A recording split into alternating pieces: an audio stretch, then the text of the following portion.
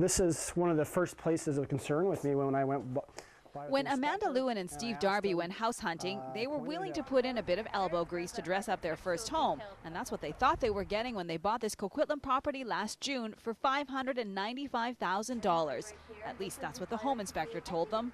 You were told, quote unquote, the house was built like a tank. I looked through the report, minor deficiencies, things that I already knew, like house needed railings, garage doors, back steps, pretty clear. Nothing major was in that report. The water is coming underneath our footings. The day they moved in, the young family realized there were several major problems with their new home. Along with the large cracks and heaving concrete in the garage, they found black mold in their attic, all signs pointing to too much moisture. There's some black, big staining there too. There was a bunch of things that he missed out, and it's basically what I thought was home inspection 101. Everything we see tells us something about the condition of the house. We asked independent inspector Ted Gilmore to give us his assessment of the home without any prior knowledge of the problems. The ground is eroding from underneath here. It didn't take him long to point out several significant defects, and he didn't even have to go inside. Fungus growing on metal. This retaining wall here is falling over. We have the siding that's got holes in it. Okay, here's an interesting crack here. Unfortunately, Gilmore has had plenty of experience dealing with homeowners who have had bad home inspections. Maybe this part of the house is coming this way.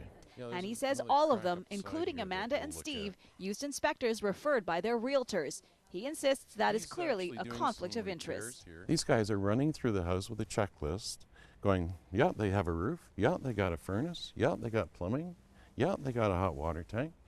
Here's your report, gotta go.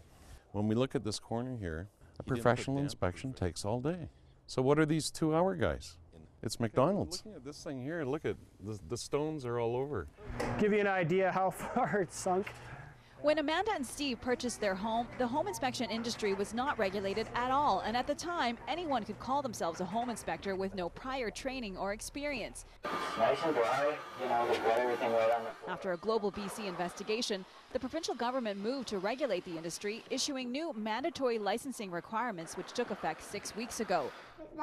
But those new rules, meant to protect consumers, would not have made a difference here.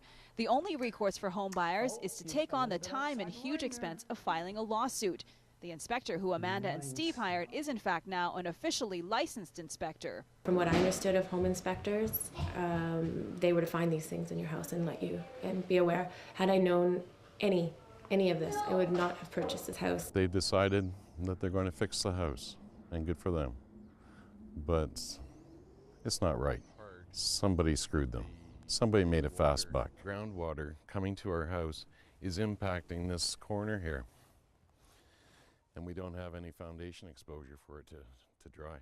So any water that's getting in there is just staying in there and potentially molding? It could be